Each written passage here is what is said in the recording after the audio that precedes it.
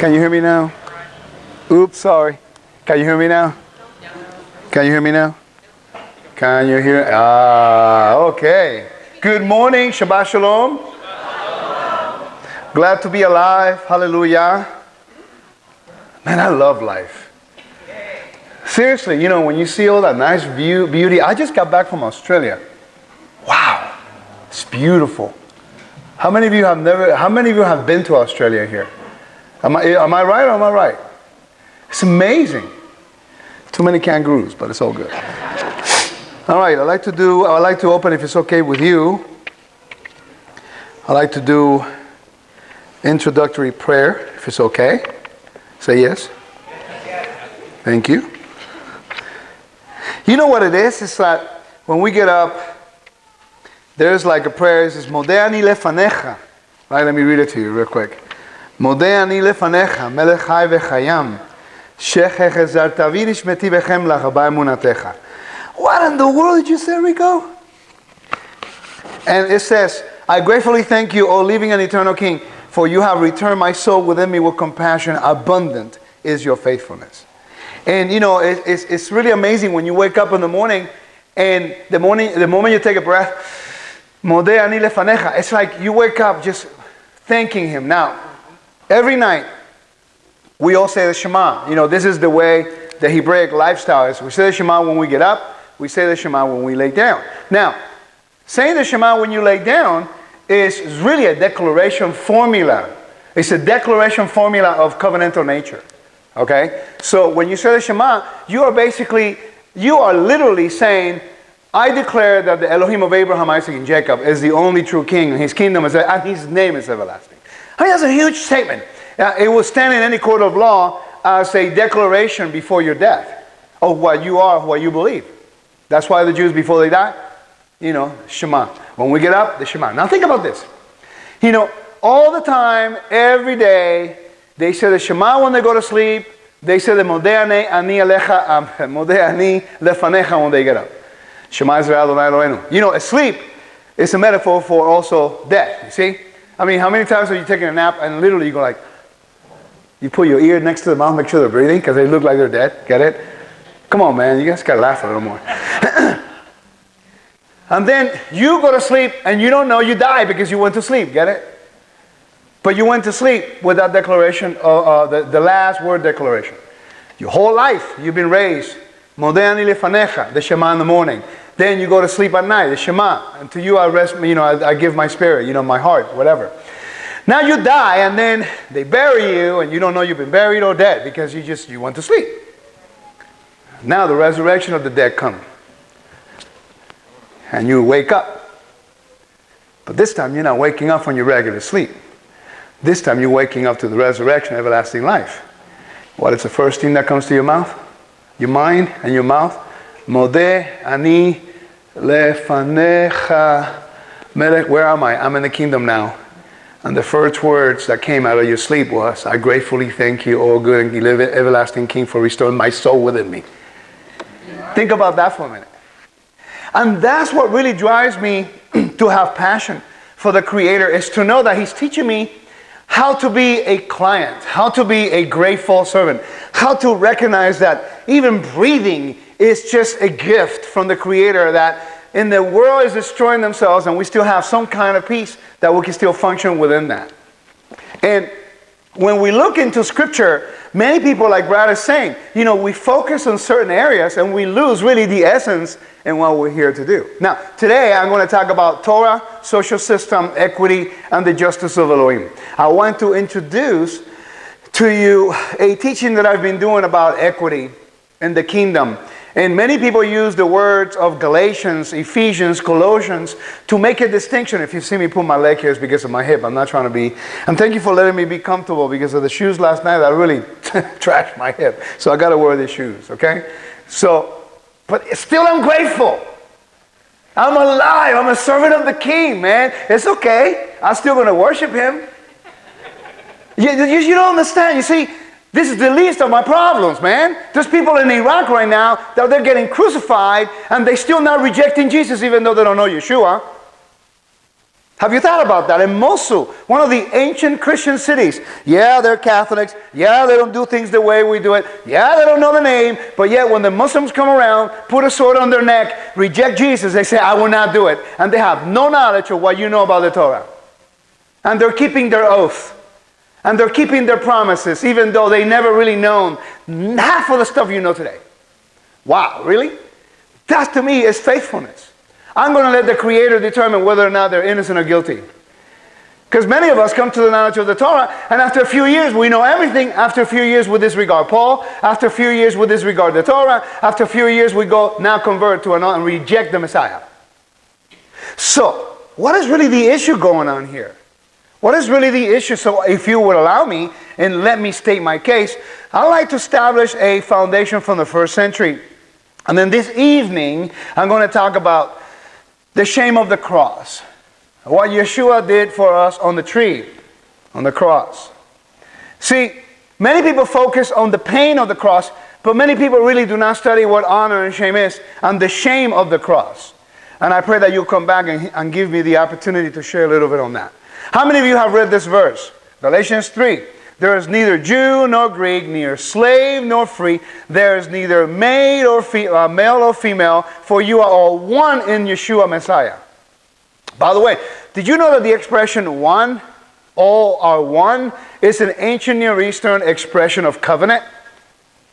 When a king would bring a vassal, and now he'll say, you and I, we are one. It means we are in covenant relationship. It's not just, oh, we're one. Like that's when you're married. You are one. When you're married, you're in a covenant. They are relationships, requirements of submissiveness towards one another, and also vows that you made of loyalty towards one another. That's exactly the same thing here. But we don't look at Scripture in covenant nature. We look at Scripture as a religion. And I submit to you, ladies and gentlemen, that the Torah and the commandments is not a religion. It's a constitution. The Torah is a legal binding document. I've given the book of Leviticus about 5 chapters, and I've given some of the book of Deuteronomy to a friend of mine in Puerto Rico who's a lawyer. And he did the research, and he goes, Rico, this is binding. This is a legal binding document. And then he went along, and he took the Constitution of Puerto Rico, and he read it, and he compared it with the Torah, Exodus, Leviticus, and Numbers. And he goes, the Constitution of Puerto Rico basically is a copy-paste from the Torah. You know, I mean, you can see it. So now we look at Scripture as a religion, and now we create problems because we're taking this verse to diminish our identity as a people of Elohim, not as a separate entity from Israel. Well, when we talk about Torah and the Sabbath, well, there's neither Jew or Gentile. There's neither slave or freeman. There's neither male or female. For we are all one in Messiah. But have you ever considered looking at that verse? By the way, if you don't agree with me, it's okay. I'm not going to get mad at you. Just allow me the opportunity to state my case. Is that okay? Just let me share it. You don't have to agree. It's all right. I'm not going to get mad at you. Trust me, I got bigger things to worry about right now. But I will do my best to present the information, and let me present it to you in a different perspective that you may never considered, and then wait it out. Go home and ask the Creator to show you through His Spirit what is truth and what is not. And let this truth stand by itself. Even if it goes against what we believe, truth is truth. We need to adapt to the Master. The Master does not adapt to us. That's the number one thing we need to recognize. So have you ever considered studying the caste systems of Rome in regards to this verse? How many of you have never studied the caste system in the Roman Empire? Raise your hand. Now, I'm not going to ask you to raise your hand to make you feel bad that I know more than you. It's just so I know where you're at, so I know how far I can go into the teaching. Is that okay? How many of you have never considered studying modern day the caste system in Pakistan or Saudi Arabia or India, specifically India? How many of you have never considered that? Ladies and gentlemen, I submit to you that you will never, in my opinion, you will not get a greater understanding of the letters of Paul if you do not study Imperial Rome. How many of you believe that you've been adopted into the kingdom? You better raise your hand. How many of you believe you've been adopted in the kingdom? Okay, so when was the last time you studied ancient Near Eastern adoption language in Scripture, or Roman adoption laws, or modern day adoption laws? See, we read it, but we never understand why is it that Paul is the only person of all the disciples who talked about adoption. Why is Paul the only? By the way, the word adoption, A-D-O, adoption, that didn't even come into the vocabulary, that the way it's spelled, into the 1700s. In other words, how can we then use certain words in the Greek to define what adoption is? And why is it Paul the only person? And who was the target audience? Who was Paul talking to? He's not talking to Jewish people first. He did that. You notice in the beginning when he went to the synagogues, he was not talking about adoption. Because they had the legal right of the kingdom. He was trying to get them to be restored into the kingdom. Renewed covenant, get it? But then he's going to an audience who's outside of covenant. Have you ever considered Paul as an immigration lawyer? Now think about it for a minute. Have you ever considered looking at Paul as an immigration lawyer? Raise your hand if you've never considered that. Ladies and gentlemen, he's talking to Gentiles, for crying out loud. And he is stating the case for equity in the Lord's kingdom towards the people who did not belong in the kingdom, but yet, because of their faith in Yeshua, their master. Now, Paul is the lawyer. He was a Roman citizen. Minimum, he had to speak 3 languages. He had to speak Latin. Why? He was a Roman citizen. That's what they spoke. He spoke Greek, and he had to speak Hebrew. Clearly, we know he spoke Hebrew because the Bible tells us so. Now, this guy was a Roman citizen. Well, wait a minute. How? Roman citizenship was the most desirable good that you can acquire in the first century. So how in the world did he get Roman citizenship? He was an Israeli descent. He was a Jewish descent. Have you ever considered that? I mean, not just anybody can acquire the Roman citizenship. Have you ever studied Josephus and Antiquities of the Jews, or ancient first century history about Augustus Caesar and how he gave privileges to the Jews? They were exempt from military, for the Jews that were Roman citizens, they were exempt from military service. Why? Because the Romans cannot guarantee that they can observe their feasts and the Sabbath and eat kosher. By the way, the Roman Empire in Asia Minor made a way for the Jews to have kosher meat. Did you know that? This is important to know because the first century writings, repeat after me, the first century writings happened during the first century. I never thought about it until today. So now, watch this. This is the caste system in Rome. This teaching came about on an experience that I had at a conference in which I didn't like being made to feel like a second-class citizen, even because I understand my rights in the kingdom of Elohim. And I was so frustrated, I went back after the conference and I began to pray out to the Lord. I said, am I missing something here? Because there's a struggle in Christianity and Judaism. Even within the Hebrew roots movement and Messianic Judaism, there's a struggle of identity. You fit and you don't fit. You belong, you don't belong. You are and you're not. But that's not the equity that I see in the gospel. That's not the equity that I see of Messiah. Messiah was equitable. And you're going to hear me use that word all the time. And the Torah talks about equity and righteousness and justice. Ladies and gentlemen, there are 3 things that I highly recommend, and I pray that you will consider studying. 1, ancient covenants. Look at Scripture as a legal binding constitution. Don't look at it as a religious book. It has all kinds of stuff. But religious rituals is part of the whole thing. And then 2nd, study righteousness and justice. Last night you had an idea why that's important. And 3rd, study honor and shame. Honor and shame studies are very, very important. In my opinion, those 3 topics really define the foundation of Scripture. Why? Because if you are in covenant, then you will do righteousness and justice to represent the King. And by doing so, you bring honor to Him. If you don't honor the covenant, you don't do righteousness and justice, then you bring shame. Quite simple. Okay?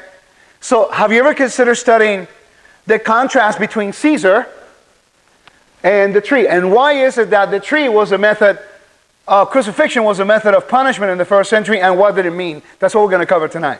But right now, this is the structure of the first century that Paul lived under. You see, it was Caesar, and Caesar was considered the patron. He was the Son of God. By the way, did you know that the birth of Caesar was considered good news to the world? It was believed that Caesar was the one who was bringing Pax Romana, which is the peace of the kingdom. The birth of Caesar was considered the birth of the Son of God who will bring peace to the world. That's why Luke is making a contrast. Nowhere in the Torah do anyone makes an issue of a birth except for Benjamin and Moses. Am I correct or am I wrong on that? Birth of people in the Torah. I mean, the Jewish people tell you that all the time. What's the deal about the birth of Jesus? Because in the Torah, but you see, when you understand the first century, that caste system, Luke is making a contrast between the birth of the real Son of Elohim and the real one who will bring peace on the earth and the one who really brings the good news. In other words, it's not Caesar, guys. It's Yeshua. It's a contrast between the powers of the Roman Empire versus the true power of the God of Israel who sent his Son to bring a message to the nations of restoration, of righteousness and justice. This guy was considered to be the Son of God. No, but you know Yeshua is the Son of the living Elohim. That's what the whole fight is all about. Now imagine Paul as a Roman citizen, going to these people down here, the slaves and the freedmen. How many of you have never studied this before? Please raise your hand again. I want to get an idea. Perfect. Let me now explain on that. This is really important. Okay. Have you ever heard the expression in Ephesians chapter 2? It says that he take the two and he's made a brand new man. A new man. Their congregations build on that verse. But yet you're second-class citizens when you go there. Did you know that the expression new man, it was a Roman law?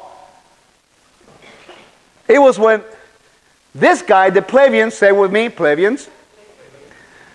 When a plebeian went into politics, which was highly impossible for a long time, for the years 439 all the way to the years 200 before the Common Era, they had no rights. So these guys, only the ruling class of Rome, like 30 families rule Rome, the ancient republic. And then for a period of 200 years, the patricians and the plebeians were always fighting for honor. They're always fighting for position. See, these guys are the commoners, middle class. Get it? Middle, low class. These are the high class. They had all the honor. They had everything was theirs. They had all the opportunities to be everything. The plebeians, they could not marry into a patrician's home. They could not marry into that. They have to stay within their caste. And this is very real, by the way. This is the setting of the first century. When you read Paul now in that context, it's going to make sense. So imagine being a slave. Imagine being a freedman. Imagine now being a plebeian and a patrician. And by the way, have you ever heard of the guy named Erastus in the book of Acts? Did you ever study who this guy was? He was a leader of a congregation and he was a patron of a city. This guy dominated like for a whole sidewalk. There was an archaeological find with his name on it or what he did. He was a believer. Now, remember, and I'm going to go here, the slaves dressed one way. The plebeians a freedman dressed one way. The plebeians, they were clients of the patricians, and they dressed one way. And the patricians they were nobles, wealthy, and they were dressing one way. And then the senators and administrators dressed one way. That means that if you were born into a slave home, it didn't matter how intelligent you were, how honorable you were, how good looking you are, or whatever. It didn't matter. You were a slave. You will always be treated as a slave. You will always be considered a slave. As a matter of fact, Roman law states that a man can have sexual intercourse with another man as long as the other man is not a Roman citizen. Roman law states that a man can commit adultery, which is not considered adultery, as long as the woman is not a Roman citizen. She can be a slave woman, she can be a freed woman, she can be a prostitute, but as long as it's not a Roman citizen, it's okay. That's the argument in Corinthians. Paul is saying, no, it's all homosexuality and it's all adultery. He is teaching a system that he comes from that no one else would have understood that system better than Paul. He was a Roman citizen born in Asia Minor, which is modern-day Turkey. And there he understood the language, he understood the culture. And now he's the only one equipped to go to the Gentile. Why? Ask me, Rico, why? I'm glad you asked. Because he knew the law of Rome. He was an expert of the law, of the Torah. He had free access to the kingdom. And you saw that in Acts chapters 21 and 22. When he says, hey, I'm a Roman citizen, the people freaked out. You don't touch the Roman citizens. Touching back then a Roman citizen was actually an affront to this guy over here, Caesar. So you touch a Roman citizen, that's an affront to the Caesar, to his power, the one who granted him, his patron, get it? So when you became a Roman citizen, you have protections from all angles. Did you know that in ancient Rome and Corinth, if you were invited by one of these guys, let's say that this guy invited a plebeian to one of his parties, or he invited all his buddies to one of their parties. Did you know the duty of the patron or to the client when you will come to my party, that I have to provide for you food, libation to the gods, and a prostitute? Did you know that? That's where fornication comes from in the book of Acts. In the book of Acts, fornication was imperial worship. When they worship, they used to do orgies and things like that. We need to understand this stuff, ladies and gentlemen, because if we don't understand Roman culture, how can we understand the book of Galatians and who the audience was? Ephesus. Where actually is Ephesus on the map? How many imperial altars were they in Asia Minor? How many imperial temples? How are the imperial worship done in the ancient world? What is Paul dealing with? What is the Ark of Corinth in Corinth? Why is Corinthians such an important city in the whole thing? I mean, the ancient world, Corinthians was the city. It's like saying New York City. Why was that? See, we study the New Testament. We never consider any of this stuff. And that's why we got people running amok, doing crazy and coming up with their own theology like crazy. Listen, history is history. So imagine you are a plebeian now, right? And now you want to gain favor. So you want to seek for politics. You want to be a politician. So for a long time, they could not, I'm getting ahead of myself, but for a while there, they could not attain the level of these guys. They were plebeians. They were middle class people. They were the commoners. And they just that was their place in society, and that's it. A slave, you don't want to be a woman born in the Roman Empire in a slave family. That meant that if the master of your house wanted to have sex with you, you have no say on the matter. He could beat you up. He could have sex with you and the children, no matter. You are his property. Feminism is nothing new. In the ancient Rome, it's called the new Roman wife, new Roman woman. You want to change the scope of society? You know how they did it? Through dramas and plays. Sounds just like Hollywood. Same thing. Exactly the same thing. So what we have here is a pyramid. Let me compare some other ones. Modern day caste system in India.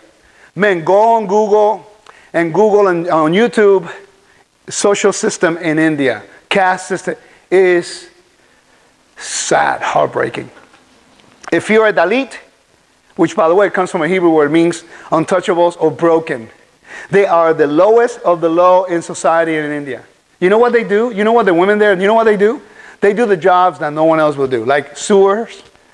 There was a woman whose job to pay a debt is to clean a street where everybody just basically doo-doos every night. Her job for her whole life, you know how much she owed? She owed $149. She's in debt for $149. She gets paid like $20 a month. She has to pay about $10 in interest. She can never pay the debt.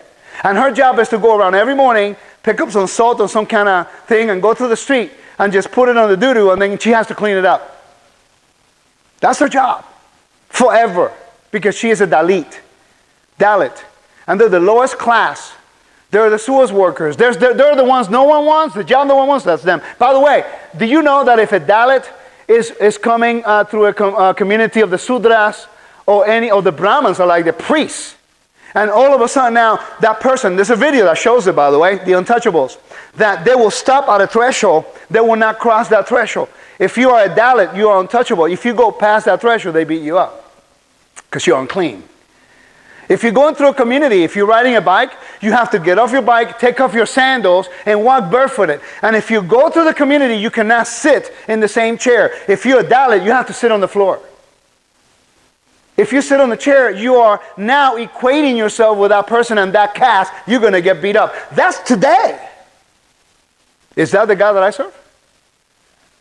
Now, let's consider now this verse.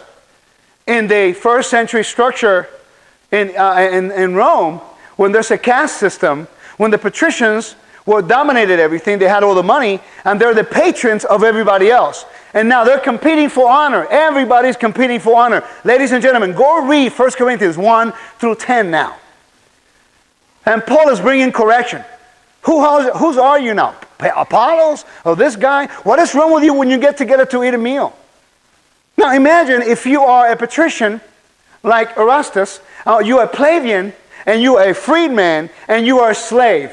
And now you all accepted Yeshua. Well, guess what? In the gospel, you are all one. So when you meet together on Shabbat, there's no caste system. Taking that structure and that whole pyramid, turning it upside down. The last shall be first, the first shall be last. Have you ever considered that in this system? And by the way, that's what happened in Egypt. In Egypt, it's the same thing. The caste system. You have Pharaoh. You have the officials. By the way, at one point in the history of Israel, Israel was considered nobles because of Joseph. Talk about going from here all the way here. That's falling from grace. They went to become slaves and servants. They had no rights. They were oppressed. They were completely annihilated as a people. And what does the Creator does through Moses? He takes that whole pyramid and turns it upside down. Boom. And then what does he do when we get to Mount Sinai? He tells Israel, I want you to prepare yourself, get sanctified, and approach me. Wait a minute. They could never approach any of the temples in Egypt. They were not allowed to. They were the lowest. There was the lowest of the lowest of the lowest of the caste in Egypt. Once they noble people, now they're slaves. And all of a sudden now they go to Mount Sinai and the Creator of heaven and earth says, come, I want to fellowship with you. Just get cleaned up. In Egypt for hundreds of years, all they saw was only the elite can do that. Only the elite can do this. Only the elite can do that. Now the Creator of heaven and earth says, no, you don't understand. You are a nation, a priestly nation, a royal kingdom, a holy nation. He raised the level of honor status so that he can fellowship with them. By the way, seats. Everybody argues whether it's 5 knots, 10 knots, 20,000 colors, belt loops. What is the function? Why is the CT so important in the Bible? That is really the blue that's really makes the difference. Why the blue? Because the Israelites were slaves. They had no rights. They never complained about the walk. Remember that? In the wilderness, they complained about the food. They complained about everything. Never the walk. How come they never complain about the walk? Because for hundreds of years, they're walking in one place, making bricks. Mud pits, get it? Now the Lord says, oh, we're going to go somewhere. Really? We got a place to go. Where do we go? Where do we go? Where do we go? What does that teach you? That no matter what happens in your life, in the midst of oppression, in the midst of slavery, in the midst of the odds against you, the Creator is going to do 2 things. First, He's going to prepare you for the time of redemption. And the second, He's always going to put someone in a position of authority and honor so when the time comes, there's somebody there who can stand up on your behalf. It happened in the story of Esther. It happened in the story of the Exodus. It happened in the story of Joseph. Famine in Israel, Joseph was already there. Moses, there's going to be a slavery, Moses is already a prince. There's going to be persecution, Esther's already the queen of, hello, that's the integrity of my king. He will prepare because he knows the end from the beginning. So prophetically, we don't have to worry about it. We just got to follow the cloud. And stop oppressing one another and stop making each other feel like, I'm a teacher, so you got to just kiss my feet. Please. No, look, I have a role, right? That's my role. Brad's role, my role, is to teach. But we are one in Messiah, my brother. Just respect one another. But I don't need to be put on a pedestal. The only one who deserves that is our Master Yeshua. He's the one who interceded on our behalf. Is this making sense? Have you ever heard some of this stuff before? No? Good. Okay, good. So now, Even in Egypt, there was a caste system. By the way you were dressed, they knew who you were. Can you imagine living your whole life as a poor person, slave? The priests dressed one way, the nobles dressed one way. How about this in the first century? See, this is what we don't see in the Gospels. We don't see this in the Gospel when we read it. You don't see that the Sadducees dressed one way, that the Pharisees dressed one way. By the way, that's the problem in Israel in the first century. Yeshua is attacking the caste system. Only the elite. There were like 5,000, 6,000 Pharisees in the first century. Did you know that? And then there were the Sadducees. And then there were the Essenes. And then there was the Herodians. And then there's Zealots. And then you have different sects within the first century. And they're all competing for honor and they're all attacking one another. And Yeshua comes in to do what? To reestablish the equity that the Father gave them on Mount Sinai. Because now the kingdom, who's supposed to do righteousness and justice, is creating something that goes against the principle of the Torah. Making a distinction between people when the king does not do that. Constantly in the Torah he says, I'm not a respected person. The whole story of Cornelius is about that. The whole story of Cornelius is about, being accepted because he was doing righteousness and justice. He says, your prayers and your good deeds have come up as a memorial before the Lord. And then the Spirit of the Lord came on the family. You mean to tell me that the Spirit, the holiness of the King comes on the family of Cornelius? But the Gentiles! Oh my Lord. You see, to us we read the story, but we don't recognize the impact that would have been in Peter's life. But then later on, Peter is falling for the same issue. Paul had to correct them. He's not eating with the Gentiles. When the Jews come from Jerusalem, he withdraws. He makes a distinction. By the way, that's the problem in Galatians. You know that, right? Galatians 2:11. It's about Peter not wanting to eat with the people in the kingdom just because they're Gentiles. Just like in the modern day, an Orthodox will not eat with you on your table. Because I understand why. Because they don't know what you're eating. They don't know if you're committing avodah sarah, which is idolatry, meat sacrificed to idols. That was the same problem in the first century. But Peter knew better. And Peter now is making the distinction between those people and the Jews. Why? Because the house of Shammai established a law in Israel that it was illegal for a Jew to go to a man of another nation. But even Peter says, but the Lord has shown me that I should not call any man common and unclean. But all of a sudden, the whole chapter is about eating whatever you want because of the sheet that came from heaven. Read the whole chapter, for crying out loud. Please, let's be honest with the information.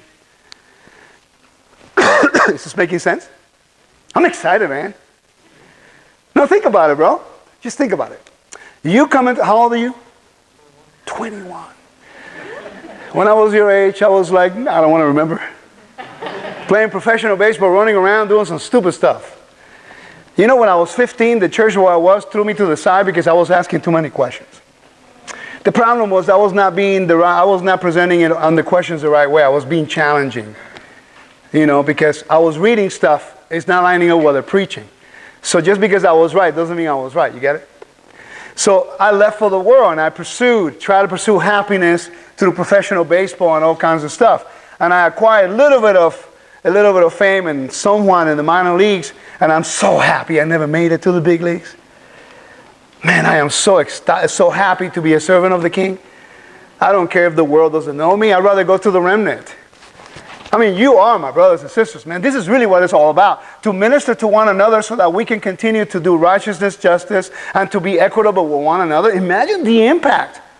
This nation became a great nation. Why? Because we opened the doors of equity to anybody who want to come in and work hard. You work hard, then you do this. Now we're becoming a nation of just giving things away. That's what made America a good country to live in. We were considered a righteous nation. We helped the needy. We helped the strangers. It didn't matter where you came from. If you're willing to come in, live by the laws, and then you work hard, and you can have your house. Imagine if you live in Europe and you're oppressed, and now you come in on that ship, and all of a sudden you see the Statue of Liberty. There's hope! I can start a new life. I don't mind working hard, because now I'm working for my family, for my legacy, for my children, for my grandchildren. But now we come to the gospel and we do the opposite. We become oppressors. We make a distinction between people. Congregations don't want to fellowship with you because I'm a denominationalist. You know, I'm an Adventist, or you're a Baptist, or a second, fourth, fifth Baptist, and then you're a Pentecostal. But which one? Full gospel, you know, four square. Well, I don't know, I'm confused. And now they argue with one another. Ladies and gentlemen, this is one kingdom, one people, one God, one Elohim, one Messiah. Amen. You know, we have to get off all of that stuff. This is one kingdom, and none of us has the right to change anything in my king's kingdom, and you don't have any legal jurisdiction to establish policy in my king's kingdom, because God, wait. You were here. We forgot where we came from. We now have the honor to be here. Not because we're good looking, not because we're that smart, because the Father says, I'm going to extend equity to you, and you are in the same status in my kingdom. You all wear the seats. Why? Because you see, only the elite wear tassels in the ancient world. You thought I forgot that, right? If you go back to Jerusalem and you go to the Jerusalem Museum, there's a relief of an archangel, and you can see they're wearing tassels. The Assyrians wore tassels. The Egyptians wore tassels. The Hittites wore tassels. The Mesopotamians, the elite, the priests, the priestesses, the kings, they wear expensive clothes, and they wear tassels. It was a sign of royalty. It was a sign of high class. So Israel is acting like slaves. Israel is acting like captives. Israel is acting as people who have no identity. And they continue to act like the slaves that they were. They no longer consider themselves as a holy people of a high status above the realm of humanity. The Lord put them there. So they commit a sin, and the Lord says, well, let me teach them, because they're children. The children of Israel. Let's teach them. So to remember the commandment, for you to remember the commandment, wear the tassels in your garments and the four corners. Now everybody's arguing about what is four corners. But ask anyone who argues whether or not it's 5 knots, 10 knots, blue, gray, whatever, and 4 corners or whatever. What was the function when it was given the commandment? They have no idea. And that's what bothers me. We are arguing about stuff we don't even know. And we're dividing over it. I don't care if you have 20,000 colors, just have the blue. If you want to wear in the belt loops, if you go with me to Israel, I highly recommend you don't do that. Everybody who goes to Israel and puts us on the belt loops, you're just asking for trouble. You're going to be challenged. Because we just came yesterday and we tell them how to do it. If you want to do it in the diaspora, fine. But in Israel, hey, I wear these. This is my choice. But I started in the belt loops. But then when they argue with me whether or not it should be talit katan or whatever, I said, what is the function of it? What did it mean to them back then? It meant royalty. Ladies and gentlemen, the Creator is trying to lift the honor of Israel in a tangible way. He's trying to let them know, stop acting like slaves. You were in the blue. You know how expensive this blue was back then? We did the research. Ryan White has a great teaching on that. He actually breaks it down. And, you know, and then what we have here is, he is saying, when you walk by the way, this is a sign that everybody will see you and say, oh, there goes the royal kingdom. Those are the servants of the God of Abraham, Isaac, and Jacob. Those are the ones who actually practice righteousness and justice. What do they say about us now when they see us with cities? We're bringing shame to our Messiah, ladies and gentlemen. We are bringing shame to our Messiah because we're taking the little truth that we think we know and we're dividing over it. And we're not understanding our role in all of this. And I don't want to be part of that problem. And you know the sad thing is, 6 years ago, I was becoming part of that problem. And I'm so thankful that he put me in my place. And I'm so thankful that he just pulled me by the ear and said, sit down, start learning from scratch. And he revealed a few things to me that I never knew before. And I remember coming out of my office one time when I'm listening to one of my teachers, because I got teachers, by the way. I learned from other people too. And I come out and I told my wife, I got to start from scratch. I told her. I said, if it's true, I'm in trouble. I got to go fix a few things. Then 3 years ago, some 4 years ago, the same thing happened again, ancient Near Eastern covenants, and then there's so much to learn, but we want to be know-it-alls, and we're dividing the body. Ladies and gentlemen, let me tell you, I don't think Messiah is going to come to the earth, to die, to resurrect, to ascend to the heavens, because he wants to bring righteousness, justice, and equity, so that now his kingdom, who's supposed to act and behave and imitate the Messiah, are starting to divide, change. Can you change the Constitution in this country? But wait a minute, you're citizens. Don't you have full rights as citizens? People want equality. It is impossible to have equality in the United States. Why? Not everybody owns business. If you're not a lawyer, I can be equals to you in your job. But there's equity. It's two different things. Everybody wants equal pay. Well, not everybody does the same thing. That makes no logical sense. You want equal pay? Then work hard to get to that level. That's what we used to do. But how about equity? That's different. No one talks about equity. They're talking about equality. Look, in Israel, you're never going to have equality with the priests. You're never going to have equality with the kings. Why? Because the Lord established that the kings come to the land of David and the priest comes to the land of the Levites. Now people are destroying the line of Levi. They're no longer valid. Really? You want to take that battle with the king who appointed them? What would happen if you take issue with a law of the Supreme Court and you decide to change it independently from the United States after they interpret the law? Are you happy with homosexuality being same-sex marriage? I'm not. Can I change it? No. Why? But I'm a citizen. Equality? Really? You know that opens a huge can of worms now. And the Torah is not about equality, it's about equity. None of us can be equal with the Creator. I'm not trying to be equal with Messiah, but yet Yeshua tells us through Paul that now we are co-heirs with Messiah. Think about that for a minute. Co-heirs with Messiah. You and I, co-heirs with Messiah. Have you ever thought about that before? The privilege and the honor He's given you. We came from this, untouchables, unclean, despicable, no rights. And He took the whole thing and turned it upside down and says there's neither Jew or Gentile. Read it with me. There's neither Jew or Gentile, neither slave or free. There is neither male or female, for you are all one in Yeshua the Messiah. Talk about a change of rank. From dishonor to honor, from no rights to full rights, from no equity to full equity in the kingdom. That's the king I serve, man. That's why I'm all excited. I'm passionate about him. Because I know I don't deserve that mercy. I do not deserve a piece of land in the land of Israel. I don't deserve citizenship. I don't. Because my forefathers, somewhere 300 years ago, they turned against the covenant. I'm from the Bnei Anosim. My descendants are from the Spanish Jews of Spain. And somewhere in my background, some idiot decided to turn away from the covenant of my king. Because they were afraid. I'm a victim of somebody's fear, but at the same token, the Father used that to bring me to this place, to be grateful, to be thankful, that He remembered the covenant that He made, to restore me back to the fold, so that now I'm going to come to His kingdom and divide it?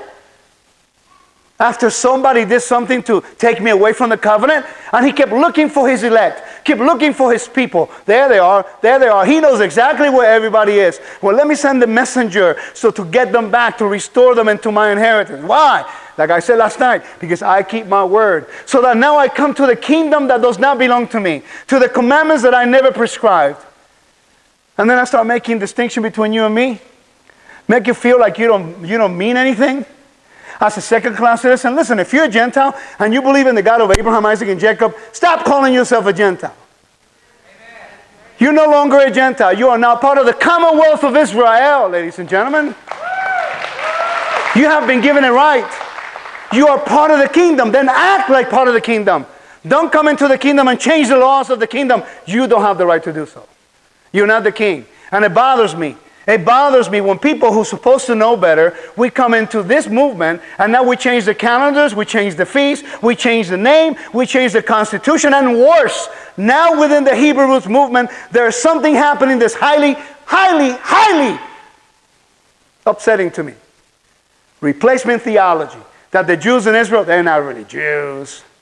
They came back in 1948. That's a Zionist movement. That's a pagan thing. Then you're going to have to talk to the Lord about the Lord using the king of Persia, Cyrus, to send them back during the time of Ezra. Because as far as I know in the Bible, he was a pagan king. And by the way, did you know that Israel, when they came back with Ezra and Nehemiah, they were a vassal kingdom? They were submitted still to Persia. And still the Lord remembered the covenant and sent them back and restored the temple. So how dare us determine now who belongs on the land? Don't you know the land belongs to the king? Don't you know that the Lord said to Abraham, I will give you a seed after you? He made it word. He gave His word to Abraham. I will give you a seed forever. That means that if you speak against the land, you speak against the people. And by the way, there's no clause in Genesis 15 that says they have to be spiritually perfect and obedient in everything. Right? The Torah was not even given yet as a constitution.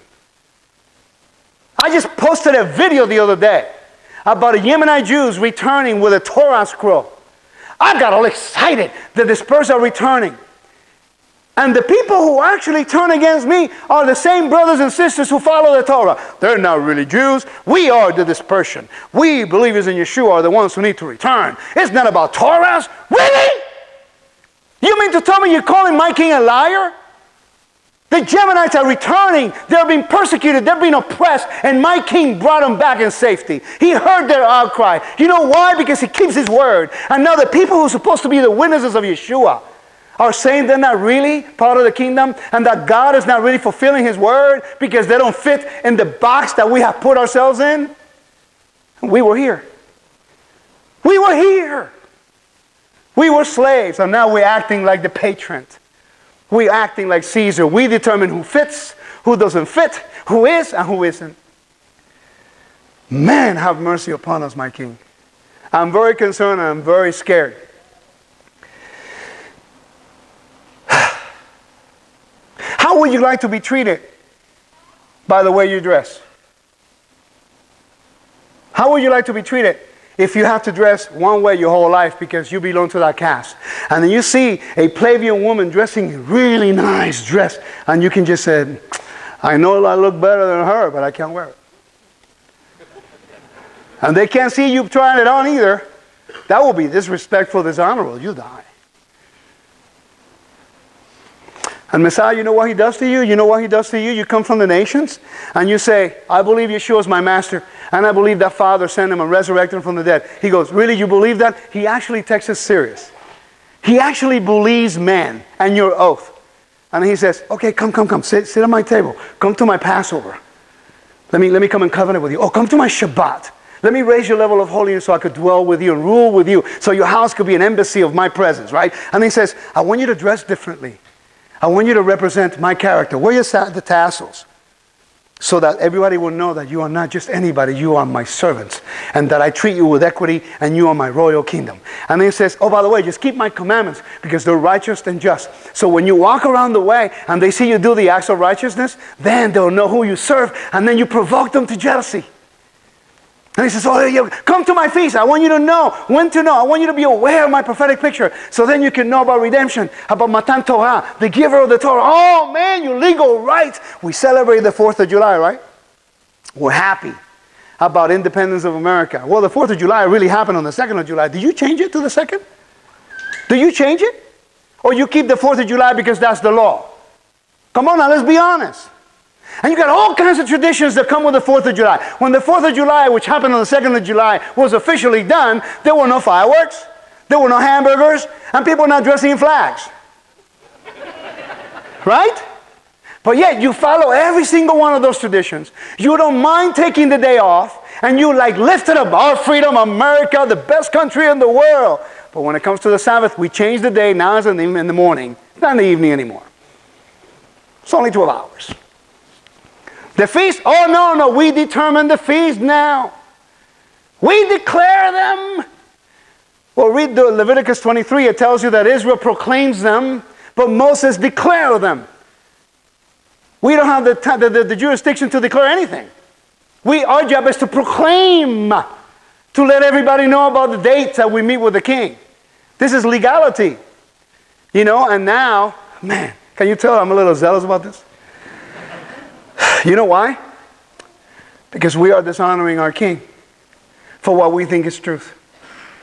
Ancient world thought their honor was limited to only a few people, so well as gold, money, fame, honor, and position. Culturally was established a concept of honor based on social caste system.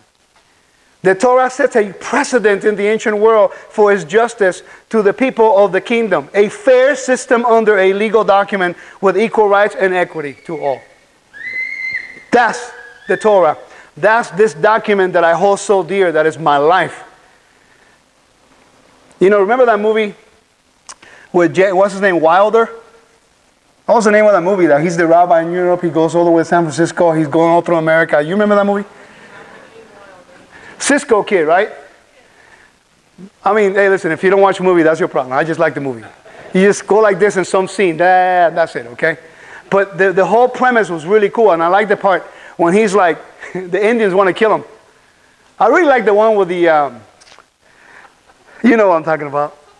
Because we live in Pennsylvania. There's a lot of them here. I can't remember. Amish. And they see him dressed as an Orthodox and the Amish. They think it's the same. It's the funniest thing. Anyway, focus. So, how much do I have until? Tell me, you gotta stop me. How long do I have until? It's 11:41. I need to know. Okay, 12:50? Oh, okay. All right. Anyway, I like the part when there's the king, the Indians, Native Americans. I gotta be politically correct. Anyway, and all of a sudden now they're trying to kill him, and he's willing to die to preserve the Torah. And that gained the honor and respect of the Native Americans. Where's the honor? What happened to our honor anymore? The nations don't respect America anymore. We don't respect one another. Do we really respect one another the way we used to? It's interesting that when we come from the systems of religion, we always submit to the way they did things, even when we knew it was not right.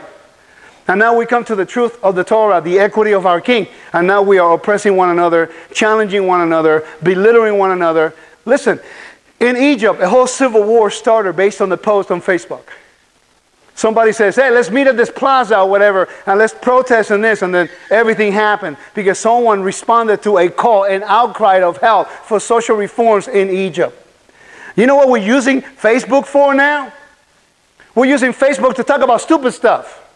I could put on a verse and a study, maybe I'm lucky if I get like 10 comments and maybe 10 likes. And it's not like I'm looking for approval, but it's sad because I could put a stupid picture about something or a stupid comment and everybody comments on it. But when it talks about the word of the living Elohim and the commandments and a video that might help you grow, no one could care less about watching it. Why? Because it doesn't agree with what you believe. It doesn't agree with where I am because, like Brad was saying, you're not teaching the word according to Scripture. Then I'm just wasting my time? I have people always sending emails and challenging me. I don't have a problem with it because I never think I'm perfect in everything. I'm always looking to learn. Anybody who knows me knows that. And I'm very open-minded. If I'm wrong, I will fix it. They have teachings that I did 11 years ago. I removed. Why? I made a few mistakes. I didn't have all the information. So I just take it out. What's the problem?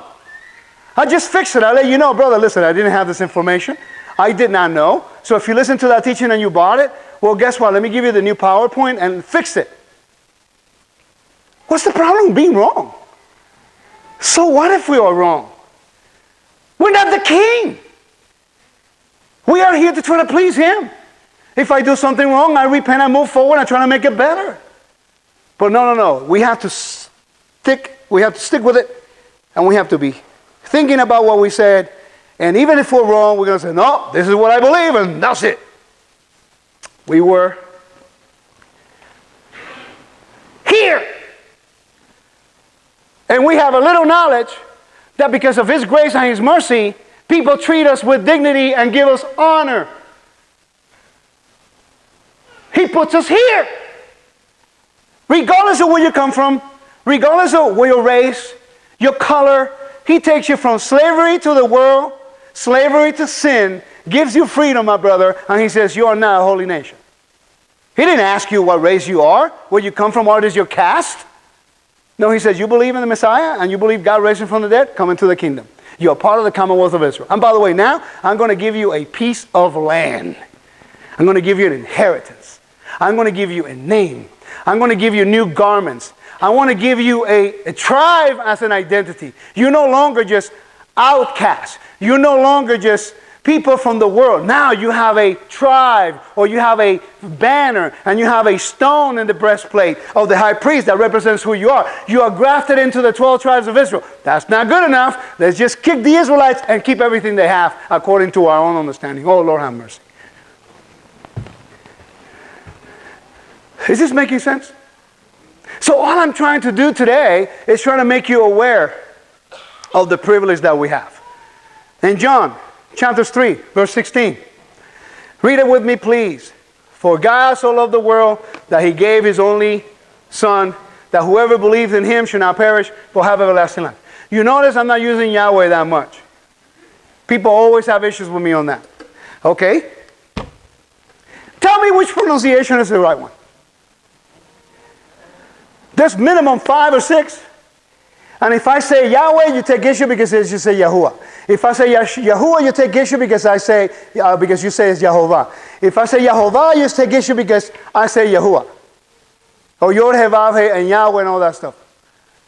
I'm tired. I don't know what to do anymore. I can't keep up. If I say God, I'm a pagan. If I say Lord, I'm a pagan. Well, did you have Monday, Tuesday, Wednesday, Thursday, Friday, Saturday, and Sunday? Do you have a drive a Mazda? Because if you drive a Mazda, you're a pagan. Do you know that the number 40 used to be connected with ancient world and ancient paganism, the god Ea? But the Bible is all about 40s. To make a contrast. That is the creator who does everything. It's not the gods. We need to repent, ladies and gentlemen. Look what he did. For God so loved the world that he gave his only and his one and only Son, so that whoever believes in him shall not perish, shall have everlasting life. He gave the one thing that no God can give you, that no one can give you, no human can give you. He gave you eternal life. He opened the gospel for the whole world. He became the patron for all of humanity, not only Israel. Israel is supposed to be the vessels, supposed to be the kingdom. The 12 tribes is supposed to be the light, the freedom unto the nations. It's supposed to be the nation that through their actions and their behavior and their obedience would provoke the world to say, how come you are blessed above everything else? And how come you always, prosper everywhere you go? How come you guys are this? So that we will say, because the Torah is our wisdom. Because the God of Abraham, Isaac, and Jacob, he's our patron. And then the nations go, well, I want what you have. How can I get that? Now, let me go back again. Brad, stop laughing at me. I'm doing this because you're here, by the way. After 10 years, I'm actually going through the whole thing, but I know you're here. You make fun of me all the time. I forgot what I was going to say now. What was I saying last thing I said? What was the last thing I said? Anybody remembers? Thank you for paying attention. I appreciate it. Love you all. So what? Yeah, that's right. So the nations look at Israel and they say, whoa, wait. Weren't you the slaves in Egypt? Yeah. And I remember I was a stranger in Egypt, and I remember I was oppressed, and I remember I was abused, and I remember I had no rights, and I remember that I had no hope in the world, and I remember that I lost my inheritance, and I remember that I lost my rights and everything. But the Elohim of Abraham, Isaac, and Jacob, the one that I never knew, I didn't even know his name was Yod He Vav He, because he really revealed it to us as in a different attribute. He remembered the covenant he made with our forefather in Genesis 15. And he heard our groaning and our oppression, and he saw it, and he remembered that he is righteous, and look what he's done for us. He took us out of Egypt. He defeated the enemy. He brought down Pharaoh, and he took care of all the enemies. And even when we went to the promised land, he opened the Jordan again, so the nations will know that Adonai Hu Elohim, that the God of Israel, he is God and there's no one else. And that, you know what, if you believe in him, he will treat you with equity. If you will dare know who he is, he would extend it to you. He will take you from sin to holiness. He will take you from out of this world into eternal life. He will take you from no rights to full rights in the kingdom. And by the way, don't worry about it, because when you get in the kingdom, Ezekiel chapters 47, verse 21, 23, he will give you an inheritance and a piece of land. Do you realize that these guys could never, ever own land in Rome? As a matter of fact, for a while in the Roman Empire, only landowners can fight for Rome. Because obviously, if you have land, you're going to fight to defend it. Later on, it was open to the plebeians because these guys are dying, get it? And later on to everybody else. And the Creator and the story of the New Testament is about your rights, how he makes you part of the Commonwealth of Israel, and then what does he do? He gives you the inheritance. Galatians 2 is all about that. Are you now getting the inheritance by the works of the law or by the promise given to Abraham? He's not taking away the Torah. He is saying, you are a Gentile, you come into the kingdom, are you going to gain the inheritance by submitting to a system of religion? or you're going to gain the inheritance by faith because of what Abraham was promised. That's really the issue. Ladies and gentlemen, my king accepts you with full rights in his kingdom. And he gives you the one thing no one can give you: eternal life. How are we repaying him? How are we revealing his nature, who he is? Are we really being the servants that he requires? And I've been saying that since last night. That's something you need to ask yourself. Let me see, what is the character of my king? Numbers chapter 15, verse 13 and 16 says, every native born, read it with me please, every native born person must do these things in this way to present an offering made by fire as a pleasing aroma to Elohim. Man, I would love to have another half hour on that verse alone. You know why? Ask me, why? Because in the ancient world, they believe that you can never really please the gods. So you try to feed them, to dress them. That's what they did it. They did that. The priests, they actually try to feed the gods every day and dress them and hoping that the gods will find favor and not destroy them. No, seriously. They believed that there was mold, black mold. If there was black mold in the walls of your room, they believed that demons were coming to kill you. A woman in her menstrual cycle, they believed that it was demons trying to fight with her. A man with a seminal discharge in the evening, it was because he's having sexual intercourse with demons. That's what they believe. The Torah is amazing. Moses is writing by inspiration of the Spirit of God. He says, yo man, tell Israel that if you have a menstrual cycle, just wash and be clean after that. Man, if you have a seminal discharge, it's okay. Just wash and you can clean it until evening. Oh, by the way, if you have that stuff in your wall, just wash it. If it comes back, just cut that piece off. And if it comes back, just destroy the house, make it from scratch. No demons. Talk about demystifying everything. I mean, he's taking the ancient world and the Torah saying, no, let me tell you what God says. Talk about the freedom. And all of a sudden now the Lord says, when you come to my offering and you bring an offering unto me, it will be as pleasing aroma unto my nostrils. You'll know that I'm pleased. You don't have to guess. You don't have to think. You don't have to doubt. You don't have to live in fear. Because when you see that cloud going directly to the heavens, that one of the miracles of the temple was that when that fire came down on the altar, everything that was put on the altar, that cloud will go up. It didn't matter how much wind, how much rain. It never dissipated. That was your sign that when you brought an offering to the Lord as a free will offering, or a peace offering, or a mincha, or a grain offering, and you said, Lord, I'm here to serve you, to praise you, to uplift you, to honor you, to give you thanks for life. And then you put it there and you saw that cloud, you go, thank you, my King, for accepting my prayer. Now I can go back and delight in the Lord and do whatever I need to do. You have no second guessing whether or not he liked you or not. That's the God I serve.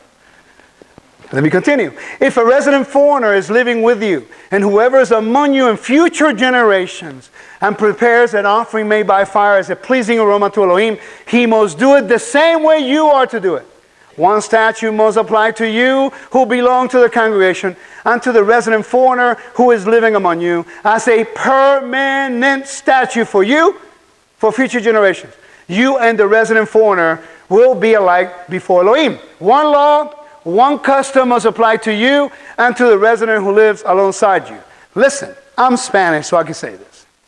Okay? What is wrong with you Americans? Why would you allow a Spanish person to determine policy in your kingdom? Hey, listen, I was born in Puerto Rico. I have no Puerto Rican citizenship. I don't even have a passport. I have a U.S. passport. Thank you very much. I'm a U.S. citizen. I'm very grateful to be a U.S. citizen. I'm thankful because I'm able to travel. I learned your language. I know your history. I know your geography. I made a point. I have an accent. Can't do anything about it. Okay, but I worked very hard. I learned English when I was 14 years old. And I made a very strong effort to make sure that I would educate myself, that I would pay my taxes, that I live by the law, that I'm an honorable citizen, because I am thankful for the opportunity to have the freedom to travel all over the world. When I go to Latin America, I see people desperate trying to get out of the circumstance, and they can't because they don't have the one thing I have, a little passport with my picture and a stamp. That gives me the privilege to leave whenever I want. Thank you. I'm grateful. And it hurts me and pains me that you allow foreigners to come in by grace and they don't appreciate the blessing by obedience. It's the same thing in the gospel. You are enter the door by grace, and you don't want to obey to stay in the blessing. We confuse obeying the commandments about salvation. No, I'm already in the house. I want to be in the blessing. If I break your law after you extended a gift to me, because Puerto Rico is a commonwealth, we are clients of America. Did you know that? So we are, fight for you. We have soldiers who go to war. We will stand up with you. We have to. It's our duty because we're grateful for whatever. Whether we agree with policies is irrelevant. I'm grateful. Have you ever read the laws of immigration of Mexico? Come on, raise your hand if you haven't. Okay, you see, we got a problem, Americans. See, because if you go to Mexico and you want to go into their country, they were not going to speak Spanish or English for your benefit. They don't give you any rights because you're a stranger. You need to earn their right, and they are correct. You're in their country. You go to Saudi Arabia. You can't bring your Bibles with you. By the way, you can't even have a glass of wine. They'll kill you. You got to do what they do. So let me get this straight. If you go to Mexico, you do what they do. If you go to Saudi Arabia, you respect their laws. But when it comes to the Constitution and the laws of my king and his Torah, we change them all. And we don't live according to what he wants us to. Mind you, Saudi Arabians will kill you if you do something different than they do. Right? My king has mercy. He's slow in anger, eternal in mercy. And he still hears the outcry of his people even when we disobey. And now we come to my king's kingdom and we change his laws. So we forgot about equity. So let me take you here real quick. Right here. I want to thank Ryan White for doing this nice little nifty thing. I just put the text, that's it. And I'm just simple. But I got to start making nicer PowerPoints because the group that I study with, I don't know if you know, but we have a peer review group. You know, Nathan is part of that. Chris Pope is part of that. Daniel McGurr, Ryan White, Matthew Van Der Els, Tyler Rosenquist, myself. We get together and we study stuff. Joseph Good, Deanna Dye, you know, and we have a question. We research things together. Before we put anything out, we make sure that we run it through. And by the way, I do that with Brad. There are times when I got a new teaching, and if Brad is in the area, I teach it, and I say, Brad, will you please let me know what you think about this? We are accountable to one another. Okay, so I want to thank my friends for allowing me and sharing their information so I can share it with you. So we have patron-client. This is where we're at. We got a patron. Are you getting something out of this today? Yeah. Patron-client relationship. You, ladies and gentlemen, you've become the client of the patron, which is Yahweh. But also, Yeshua can be a patron. Remember that. Yeshua is our patron. But did you know what was the word of a mediator between the client and the patron? Let's say that you have the patron, a plebeian, and you have a, let's say, patrician and a plebeian. You need someone who can broker that change of status. Someone needs to endorse you. Someone needs to be your patron. And you see that now. I mean, you need a recommendation for a job. The bigger the name, if you say, well, Rico Cortes recommended me, who is that guy? You know what I mean? But let's say Lee Miller recommends you. You know, everybody's going to go, yeah, Lee Miller recommended you. You hired. Brother, raise your hand, Lee. That's my buddy Lee right there. Come on, you're supposed to act like you know Lee. All right?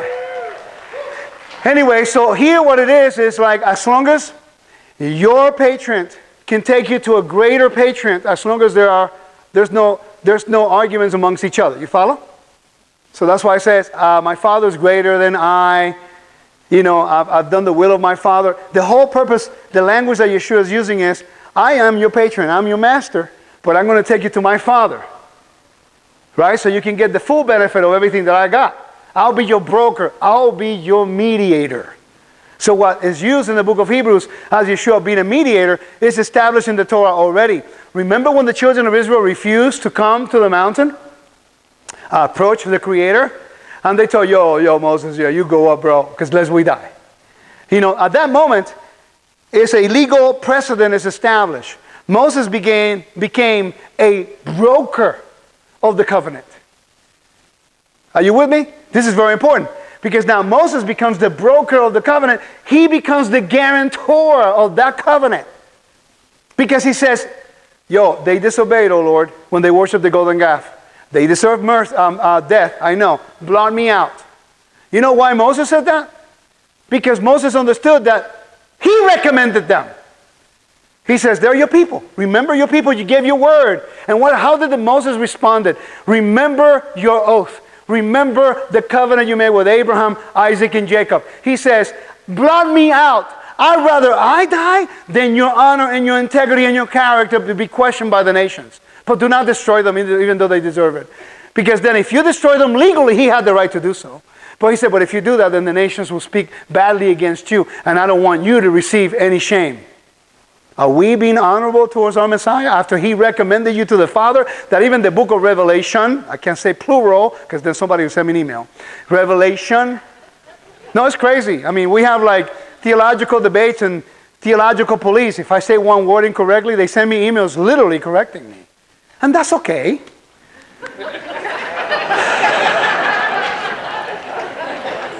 People say, well, I could teach. Go ahead, take my shoes. Go ahead. I don't mind. Go ahead. You know, people don't realize that you need to be sent. You know, if you're not sent, it's not easy to stand. The only reason why I'm able to stand in front of you and not be afraid is because I understand that the Father has given me the tools to prepare. I keep myself accountable, and I understand that I'm representing Him. I'm not speaking my words. I don't want you to believe me. I could care less if you believe me. I want you to go back, look it up, verify it, and let it be true. If it's not true, then I have to change. Because my only desire is for my King to receive the honor and the praise that the world deserves. That's my only desire. Not to be right. Can you imagine?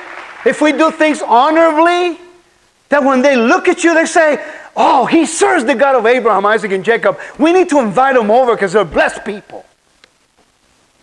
What is the duty of a client? The patron does what? Can you read it? He gives you grace, favor, and gift. Did you know that in the Roman Empire, it was really amazing.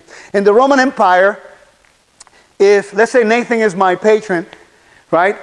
And I'm the client, I'm a plebeian, I don't have a lot of money. So the patrician, who's the highest status, now he says, I want to use you as my client. You're going to represent me.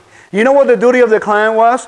He will get up early in the morning, and they were like benches in front of the door of the patron. And then the guy will sit there waiting for the patron to get up in the morning. And the moment he opened the door, he started to tell the praises of his patron, going through the city, letting them know how good the patron is, and voting for him, and getting people to vote for him during the elections, and bring him honor, because this patron took him in, give him favor, give them honor, which was very limited to certain people, even give them a stipend, give them money, and in some cases, even to give them a little piece of land, which was the highest level of honor. So I don't know about you. If you have no inheritance, you have no place and no hope in the world, and this guy says, for you have found favor in my sight. You guys don't realize what that means. When Moses says, if I have found favor in your sight, and if you delight in me, and the Lord says, for I know you by name, Moses. Oh, my Lord. I know you by name. Having a good name in the ancient world was everything. That's why in the Bible there were no last names. In the Bible there was the son of this guy. And then you have to live by the integrity of your father. If your father was a shameful person, you bear the shame of your father forever. And he told Moses, I know you by name, Moses, and you have found favor in my sight.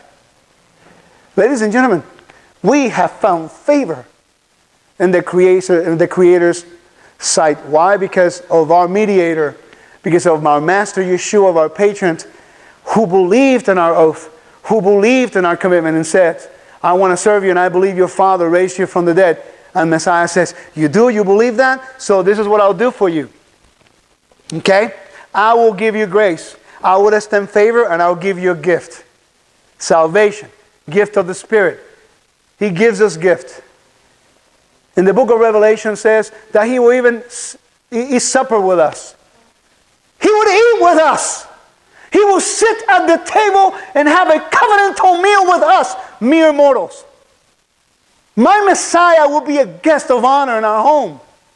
The one that everybody wants to disregard. The one that everybody says don't exist. The one that everybody's so desperately trying to eliminate and people don't want to give honor to. And we believe by faith in a Messiah we've never seen. On words that have been translated incorrectly. And yet we believe by faith that there's a creator and he sent his son so that we will be restored. So that when we come to his kingdom now, we belittle one another, we mistreat one another, and we just act as we're better than anybody. We are becoming now the elite oppressing. And that's what Paul was trying to eliminate. Can you imagine having all those classes of people on a Shabbat in Imperial Rome? And Paul is arguing with them. Excuse me, guys. In my king's kingdom on Shabbat, which is a microcosm of the millennial reign, that's not a distinction of people. That's not a set caste. Plebeian, slave, free, woman, man, you are all one in Messiah. You are all one people. You represent him. You may live in this world that once you leave the door here on Shabbat, you have to go back to your caste. But if you believe in the God that I believe in, he will give you honor in the next life. He'll give you a piece of land in the next life. In the next life, he'll give you a name that is above everything. He'll give you all the honor. Just continue to represent him. That's what he's done for us. Let me ask you a question. What have you done for your master? What have you done for your master? Are we deserving of the privilege to be part of his kingdom? It's a circle of grace. So the patron gives you grace, favor, and gift. And the client gives gratitude, boasts about the patrons, honors the patrons, is loyal, obedient, and gives praise. We really are the right clients? Really? Come on now, talk to me. Let us be honest today on his Shabbat. Are we the clients and that receive so much favor and receive so much honor and receive so many privileges? Listen, I'm sorry. I'm not a hater of people. But all this Muslim religion that come to your country that you give them citizenship and then they try to kill you, kick them out. Why should you keep them here? They threw the gift that you gave them of citizenship after they are oppressed by their own people, and the way they repay you by trying to kill you, and they're not shy about it. I will kill you. I want your country. I want to come to your country and establish Sharia law. And women, by the way, you don't want that. So what happens is that now they come to your country and they're not grateful. They take advantage of your country. They want to kill you. Now, if they're law-abiding citizens, no problem. Stay. Notice they always call themselves Muslim Americans. Hardly ever American Muslims. That is a telltale sign. I was born in Puerto Rico. I'm a U.S. citizen. Are you with me? And you know what? If they want to come over here and they want to give the guys from Boston bombing, these guys, they were born in Chechnya. They were being oppressed by their own people. We give them citizenship, we give them education, we give them food stamps, we give them welfare. And how do they pay you? Bombing and killing people, innocent people. You know, you take the whole family, just like the Israelis do. Every time something like that happens, the Israeli says, oh, is that how it is? Where do you live? We're going to destroy your whole house. And they get all bent out of shape. You know why? That's a way of shaming the whole family for that one person shaming us after we let you stay here. See, we're no longer grateful, ladies and gentlemen, because we don't know how to be clients. When we talk about prayer and we pull out a siddur, oh no, that's Jewish. Well, that's rabbinical stuff. Have you ever read it? Do you know who composed these prayers? Ezra, Nehemiah, Haggai, Malachi, Zechariah. Last time I checked, they're prophets. I mean, these guys, they worked for kings of the ancient Near East. They understood how to approach a king. They knew how to honor the king. They knew how to come before him. So what do we do when we pray to the Father in the name of Yeshua? Remember, the name is the integrity, the power, and the honor of that name, right? So I come in the name of Jesus. In the name of Jesus, we use the name of Messiah as this magical formula that just because you said it, everything's going to be okay. Ladies and gentlemen, that's not how it works.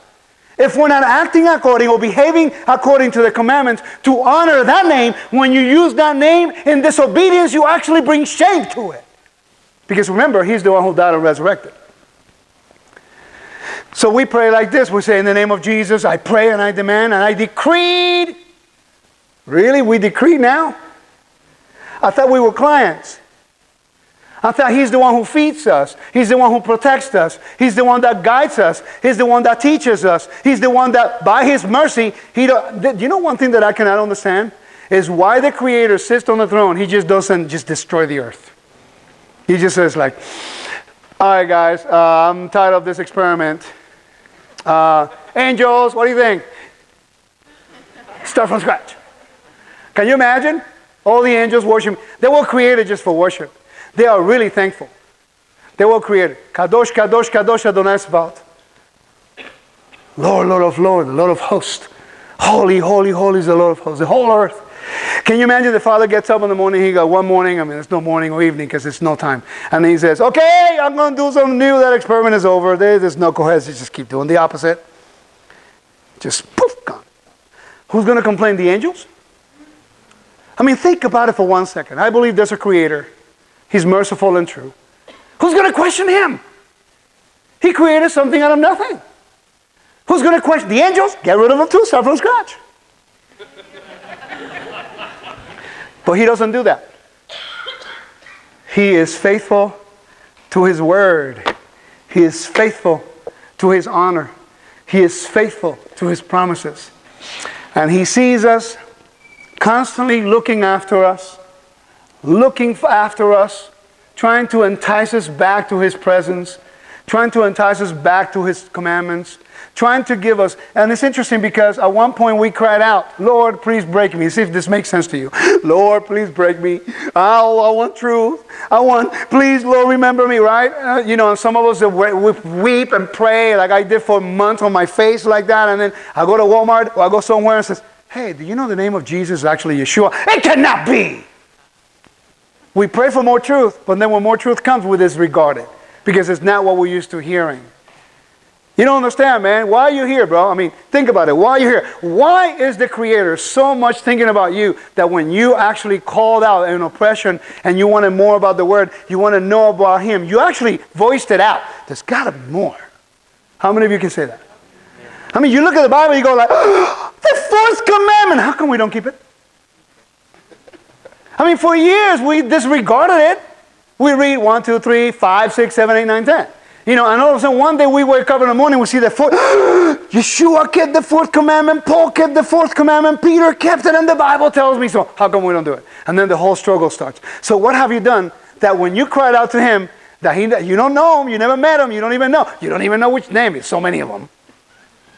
You knew that you used the one you knew, and he actually inclined his ear to your prayers.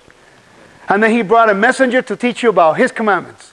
And then he brought you a messenger to teach you about his statutes.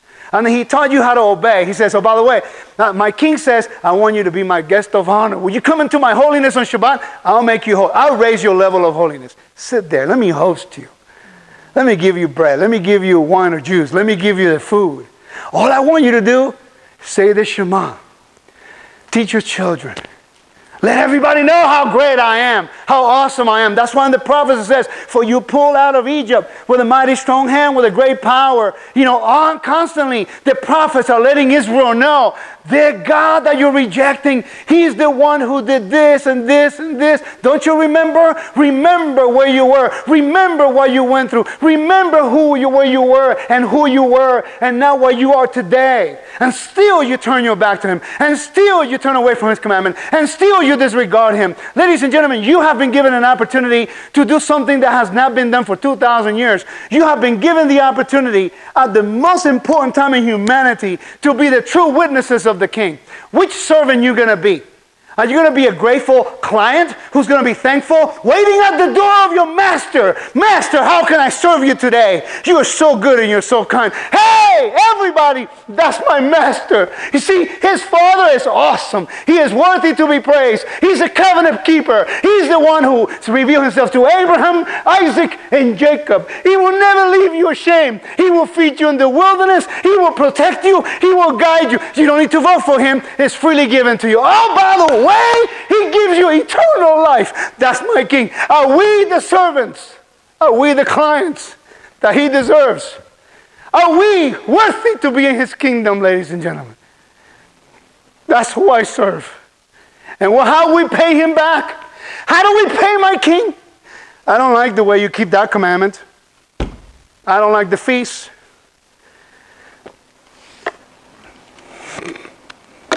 We throw away the gift he's given us. We should just be grateful and thankful that we can come into his holiness of Shabbat and we can sit here and delight in him. Let us reevaluate our ways and let us turn from our wicked ways and let us just be grateful for being alive. Please stand up.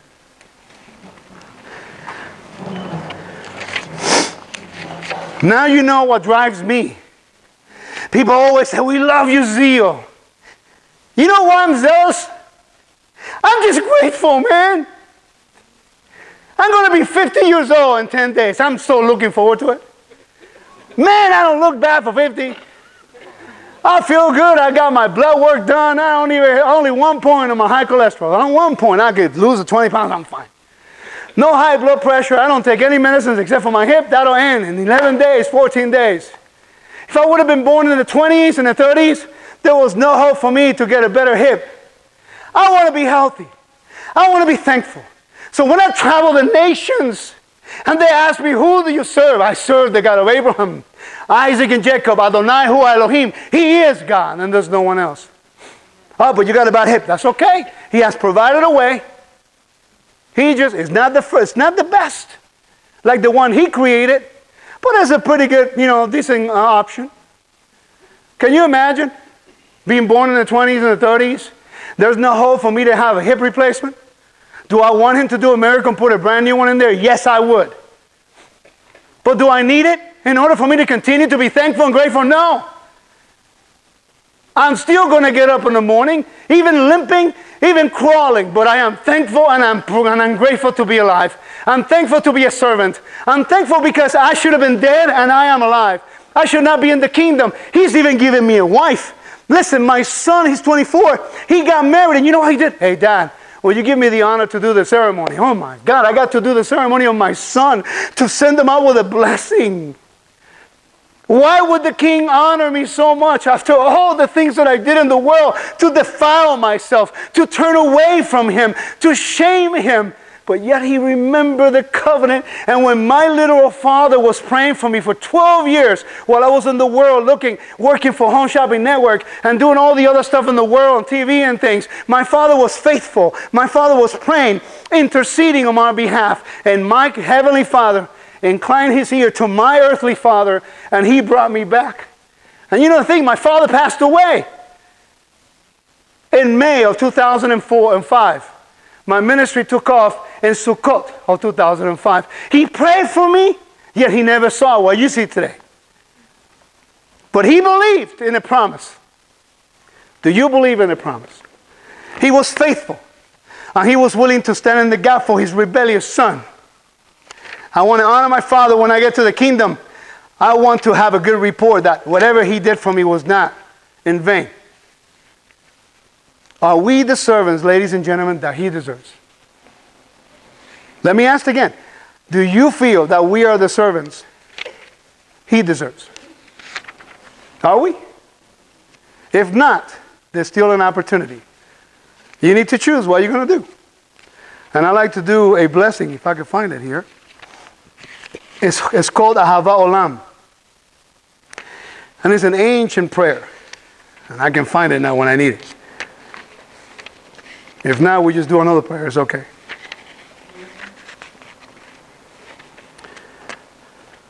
Actually, let's do the Shema. I got it. Ahava Olam. This is an ancient prayer from the time of Yeshua, by the way.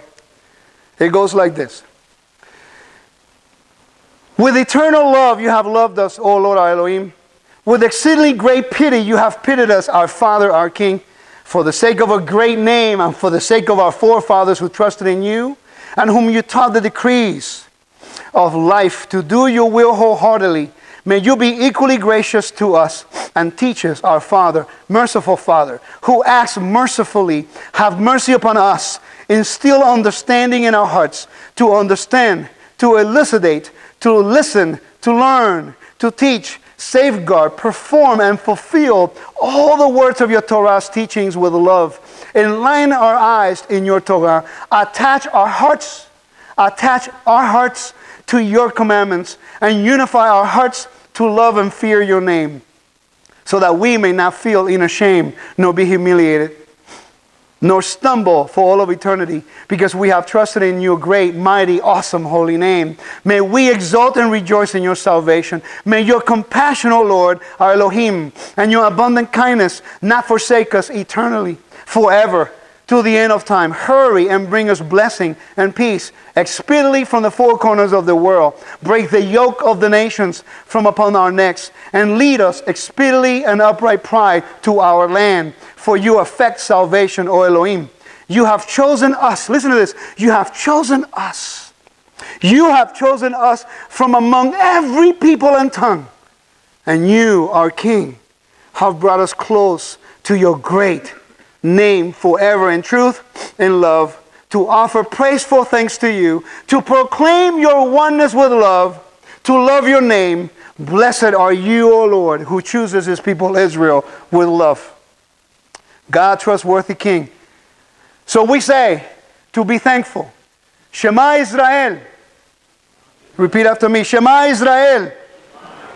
Adonai Eloheinu. Adonai Echad. Baruch Shem Kavod Leolam Vaed. Hear, O Israel, the Lord is our God, the Lord is one. Blessed is his name, his glorious kingdom, forever and ever. My Father, my King, we thank you. We praise you. May the expressions of our mouth and the thoughts of our heart always find favor before you, my King, my Redeemer. I thank you, Elohim, for this people here this morning. I thank you for you bringing them from the nations. I thank you for you restoring them among the pagans. I thank you for restoring, giving them a name, an identity, giving them your righteous laws. And I thank you for your grace. I thank you for your Messiah, Yeshua, for a messenger, for Messiah, for the Son of the living Elohim, who taught us what righteousness, justice, what equity is. I want to thank you for giving us the amazing honor to be your clients, to be your servants, to be your people, to be your bondservants, to be your witnesses, to be the expression of your righteousness and justice. Lead us, guide us, and teach us in all your ways. Amen. Shabbat Shalom.